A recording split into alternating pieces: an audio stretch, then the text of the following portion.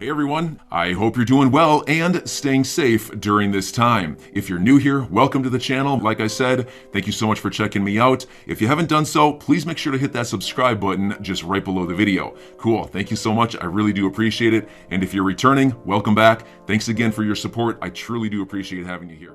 Ripple executives state list of demands to end XRP lawsuit. And by the way, among their demands is that Ripple executives end up having a jury trial rather than just summary judgment in which the judge in the case, Judge Torres, would make a unilateral decision in terms of the outcome. So you got to sit there and wonder, why is that? Well, I suspect it may be due to the fact that Ripple's attorneys think that this is such a slam dunk that why put it in the hands of just one person, just the judge? Why not just have a whole crew of people just to be safe? Because the vast majority of humans that come across this information will come to the same conclusion that I've come to and that you listening to this have come to undoubtedly, which is that the SEC is in the wrong here. This is purely regulation by enforcement, and this, as John Deaton has said many times, Attorney John Deaton has said, this prosecution, this litigation, it's being used as a weapon. Also, I have some new comments from Attorney John Deaton on our good friend Billy Boy Henman. Since a couple days ago, I'm sure most of you are aware at this point, there's some very damning emails that came out that indicate he just completely disregarded the ethics office as it pertains to his interactions with his former employer, Simpson Thatcher, who then became his employer yet again. So it looks like he was skirting the system in the way that he was getting paid by them also while he was at the SEC, claiming he was retired from them, but that was just to get around it was basically a loophole so that he could get paid by them, which would otherwise be illegal, because you can't work there while you're at the SEC. And that's what it looks like, because what else? And then you go straight back to them? Lots of questions here. So plenty to talk about, but before going further, I do want to be clear, I do not have a legal or financial background of any kind. I am not offering legal or financial advice, and you definitely should not buy or sell anything because of anything that I say or write. I'm just an enthusiast who enjoys making YouTube videos about crypto topics, but just as a hobby and just for fun. Damn it. And in we go. So this is an add-on to a video that I put out the other day. Both Brad Garlinghouse and Chris Larson had 100-plus page filings from their attorneys, and they really stuck it to the SEC. They did an excellent job making their case. And I'm not going to highlight the stuff that I already highlighted, but there's so much in those 100-plus page documents. There's more to talk about here. But part of what I did highlight, just to kind of set the table here, is that Brad and Chris's attorneys, they just shredded the SEC's application of the Howey test. It was complete garbage the way that they're applying it. But anyway, piece begins as follows. The much-awaited individual defendants' answers have been filed, thus fixing the headline for the SEC's position on additional discovery to April 15, 2022, and the deadline for the joint proposed scheduling order to April 22, 2022.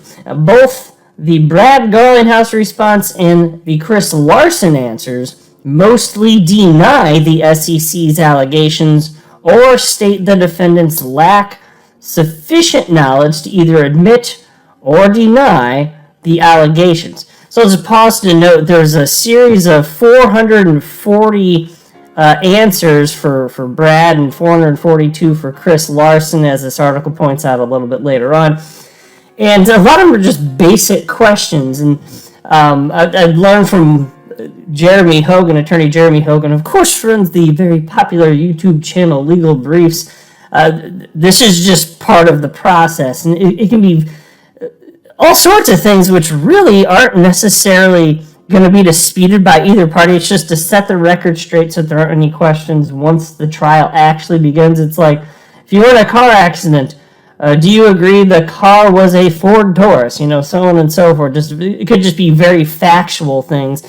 But of course, there are things that are a bit more contentious, so those are in there as well. But there are hundreds of these to be answered, and that's why these documents were so gigantic, over 100 pages each, as I mentioned. Anyway, article continues.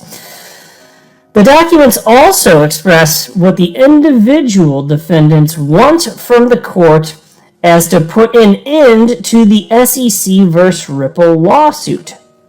Pressure on the SEC has mounted tenfold since yesterday's revelations that the agency was aware of Bill Hinman's full financial conflict of interest with his old firm, and that he disregarded internal advice in order to meet people at Simpson Thacher or clients several times. Yeah, pause to say, again, you just wait till I get to the second part of this video where I'm going through what John Deaton had to say. He paints a pretty damn clear picture. Something is not right, and there's a reason that this has the appearance of criminal intent. And then there's this little subheading in this article: SEC not entitled to release. Garlinghouse's list of 440 answers and Larson's thread of 442 answers end with a similar statement, which reads as follows. Actually, I just pulled up from this is the actual prayer for relief for Brad Garlinghouse, and it reads as follows. So here's the demands. Plaintiff's prayer for relief and judgment, including sections 1 through 5, does not require a response, but to the extent any response is necessary, Mr. Garlinghouse denies that plaintiff is entitled to the requested relief and judgment or to any relief whatsoever, and therefore requests that the court, number 1, dismiss the action with prejudice, number 2, enter judgment in favor of the defendants against plaintiff with respect to all causes of action in the complaint, number 3, award Mr. Garlinghouse his attorney's fees and all other costs reasonably incurred in defense of this action, and number 4, award Mr. Garlinghouse any other relief as the court may deem just and proper. So what does it mean by number 4? Any additional relief? Presumably that would be cash and prizes. So assuming that this goes in favor of Mr. Garlinghouse, he's asking to, if the court would just maybe throw some extra money our way from that sweet, sweet SEC money. And even though it's taxpayer funds, I'll tell you what, the SEC, they are such a bunch of asshats, I don't even think I'd mind at this point. Seriously, the way I view it is that Ripple and XRP holders have been harassed by the SEC and attacked since December 22nd of 2020. That's the way it looks to me, so whatever. And now, I do want to correct one thing, too. This article got wrong. They state the following regarding the jury trial. Additionally, the individual defendant said, admitted, it's like a broken sentence, I'll just read it as it's written. Additionally, the individual defendant said, admitted that the SEC demands a trial by jury. Such a trial would lead to further delays in a case that was filed over a year ago, and is holding back for one of the most prominent blockchain companies in the world, as well as one of the leading digital assets by market capitalization. Okay, so they didn't make it clear why a jury trial would stretch this out further, but I'm not convinced that this is the case unless I hear that from one of the attorneys within our community, because they know I don't have a legal background, but it's not just the SEC that's demanding a jury trial. Here, I'll highlight it. I think it's down here. Yeah, here you go. Here you can see on page 102. Jeez, ridiculous. Demand for jury trial. Mr. Garlinghouse hereby demands a jury trial for all issues so tribal. So I just thought I'd correct it. Finance Feeds is fantastic, but they did get that little tidbit wrong. Brad Garlinghouse, he does want a jury trial. And again, like I said, what would the reason be? Like I've said so many times in this damn channel, like, you just take a person that's unbiased and doesn't know anything about crypto or blockchain, get them caught up to speed on anything that's necessary to get them caught up to speed on. Just give them the facts of the case, at least as we know to this point. And we don't have all the evidence, obviously, but everything that's publicly available, give them that. They're going to end up on our side. It's very clear the SEC is in the wrong. It looks like a slam dunk. It does. So anyway, now here's what Attorney John Deaton had to say, going back to this idea of potential criminal intent on the part of former SEC Director Billy Boy Hinman. Here's what Attorney Deaton had to say. Eric Lipton is a Pulitzer Prize-winning journalist who wrote a great story on this case some time ago. So I'll just pause to note. It was in November of last year, and I actually highlighted this. I made a video about this. Eric Lipton made a story covering the SEC versus Ripple case and also interviewed John Deaton, took some questions down. And it like the interview wasn't the entire thrust of the article, but things that John Deaton said ended up making it into the article. And it's just another instance where I was like, yes, it's great to see this in mainstream media. And so anyway, John wrote the following. To his credit in the story, he acknowledged claims related to conflicts of interest. I remember discussing the $15 million paid to Hinman in retirement benefits. I responded that it's very easy to classify ongoing payments as retirement and skirt the rules. We now have clear proof that is exactly what occurred. Hinman had a financial interest in the ongoing success of his law firm while simultaneously being employed by the SEC. So pause. That's what I was saying at the outset of the video. If he just said, no, I'm still employed at this law firm, the answer is no. So what did he do to get around that? Because he may very well have known that once he was done working at the SEC that he'd want to go right back there.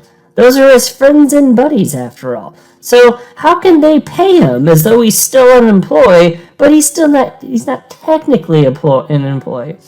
He gets retirement income. And I'll tell you what, it's an outrageous amount of money, considering that, especially considering he came right on back.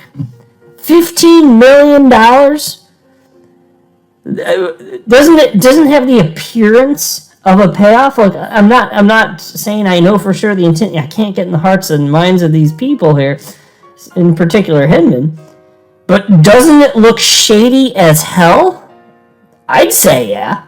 John Deaton continues. As chairman, Clayton blessed the plan to bypass the ethics rules. It is now well settled that Clayton and Hinman's law firms were directly tied to Ethereum. Is it a coincidence that Clayton was the only commissioner to receive and give input in the Ether Free Pass speech? Crypto mom herself, Hester Peirce, SEC commissioner, of course, didn't get an advance copy of the speech or provide any input. The commissioner, dubbed Crypto Mom by the community itself, was left out of the biggest crypto speech in history? Ethics informed Hinman he couldn't have contact with his law firm. He repeatedly violated this directive. What would ethics say if it was informed Simpson Thacher was a member of the Enterprise Ethereum Alliance and Hinman planned on gratuitously giving Ethereum a regulatory-free pass? They told him he couldn't go to a dinner if his former partners were present. And why?